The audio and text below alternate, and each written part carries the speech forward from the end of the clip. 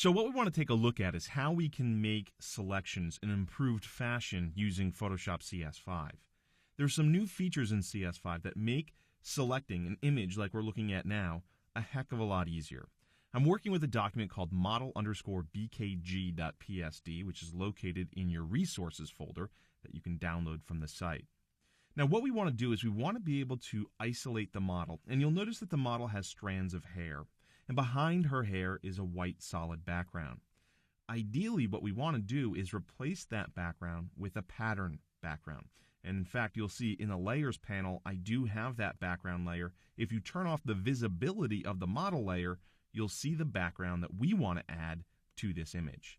So the name of the game here is making a good selection, so when we do select and isolate the model, we can remove the white, revealing this new background. We're going to look at a new feature inside of Photoshop that allows us to refine our selections in a much more powerful way than we ever could in previous versions of Photoshop. So the first thing that I'd like you to do is highlight one of your selection tools and make a crude selection of the model. And what I'm going to do is I'm going to highlight the quick selection tool. So with this tool selected, I'm just going to click and drag, and you want to be careful. You don't want to get too close to the white edge, because if you do, you're just going to end up selecting that entire white area. So I'm pretty happy with this selection, but obviously it's not perfect. We can see quite a bit of hair that's outside of the selection. And there's also some areas inside here of the model that we're not selecting that, of course, needs to be selected if we are going to, in fact, get rid of the white and replace it with this new background. So what we want to do with this selection tool highlighted is come up to the options bar, and we want to click Refine Edge. So go ahead and select that, and it opens up the Refine Edge dialog box. Now, if you've worked with this dialog box in previous versions of Photoshop, you'll notice it's pretty similar, but there's some new features, and those are the features that we want to talk about. All right, so first of all, what we're doing is looking at this model with the layer in the background. If you access this View menu, go ahead and select it, you'll see 5 of the features that were there in Photoshop CS4, but 2 new features that are there in CS5.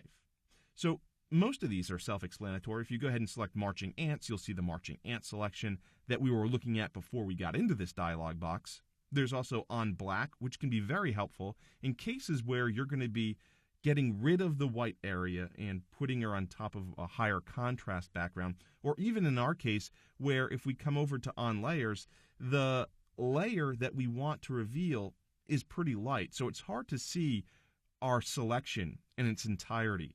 Do we have this area selected properly or not? It's hard to tell with this On Layers option highlighted, but it is a new layer, and it's extremely helpful when compositing images. There's also a Reveal layer, which is going to show you what the image looks like, essentially without the mask. So in our case, we're going to stick with On Black for now. What we want to do is we want to get the best selection that we can, and then we'll take a look at how this model looks against the new background. So you can see that the selection really isn't the best. So we have a couple of different options here for making this selection a little bit better. First of all, what we want to take a look at here is the edge detection section. That's a mouthful, edge detection section. With that said, what we want to do is work with the radius. Now, what the radius will do is bring back more detail of the hair. If we go ahead and click and drag this, and just to look at this as an example, we're going to make this pretty extreme. As we do this, we can see quite a bit of the hair coming back into focus, essentially. One of the problems with this is we're losing some detail in the skin tones of the model. If I come over here and show original, you can see that the model's skin tone is far more crisp and vibrant than what it is if we have an edge detection radius pumped all the way up to the most extreme value. So what we want to do is we want to find the balance between setting a proper edge detection and having more hair detail come through, but not compromising the rest of the image. So what we want to take a look at essentially is what's happening when we're dealing with this radius option. The radius edge is going to determine the thickness of a border that's created, and that border is being used in either side of the selection. What we want to do within that border is essentially have Photoshop mask the edge refinements in a way that allows us to see more detail in the hair without sacrificing the rest of the image. So what am I talking about in terms of this border? Well, you can take a look at the border by simply selecting Show Radius. So what we have here is a fairly thick border around the hair, and that's exactly what we want. But that same thickness plays through here in the shoulders. And so because this border thickness is just as thick around the shoulders, we start to lose quality within the model's skin tones. So to avoid that, what we would want ideally is a much thinner border here while maintaining a thicker border around the model's hair. And that's exactly what this Smart Radius button does. If you go ahead and select that option, you'll notice that the border thickness changes substantially around the shoulder area of the model, but we still have a thicker border edge around the model's hair. So let's go ahead and turn off Show Radius. Now what we want to do is continue to refine this selection.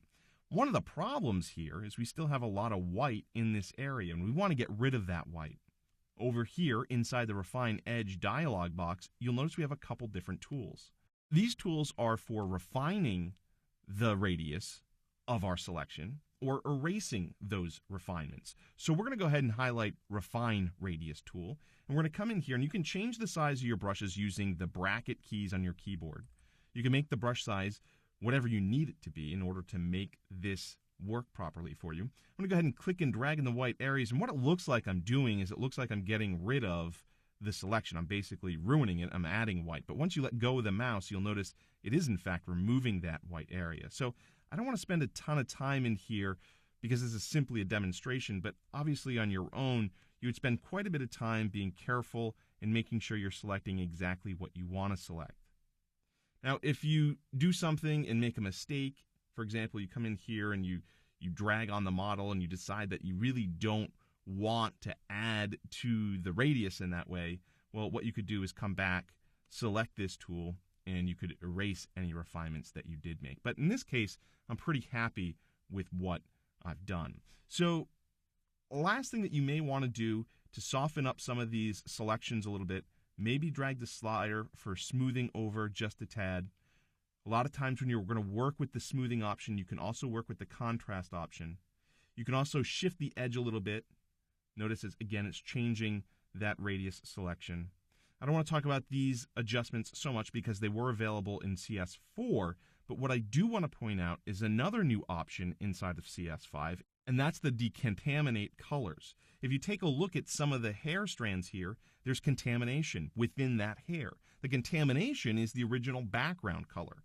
So if you go ahead and select this option, you'll notice, if I drag it all the way to the right again, the most extreme value, you are decontaminating those color values. Now, I've done it to a point where I've really destructed the detail of the hair, so you don't want to take it that far. I'm just going to bring it back to the 50% range. And again, it doesn't look perfect, but consider what we're putting in the background. We're not trying to place this model against a black background. What we're trying to do is place this model against a lighter background color. And if you come back to the view section like I just did and switch the view back to on layers, you'll notice this looks pretty good. If you come over and before you click OK, look at the output to option. In this drop-down menu, you have a couple different options in terms of how you're going to output this selection. You can output it as a new layer, a new document. In this case, we're going to create a new layer with a layer mask. So we're going to leave that default option highlighted, and we're going to go ahead and click OK.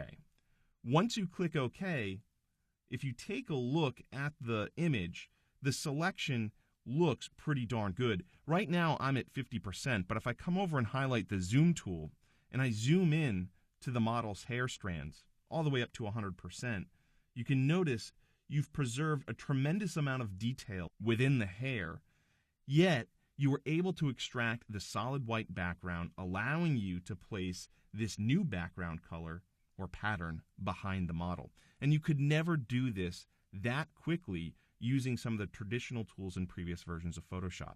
So the Refine Edge dialog box really gives you a lot of power in terms of making precise selections a lot quicker and a lot easier than you were able to do in previous versions.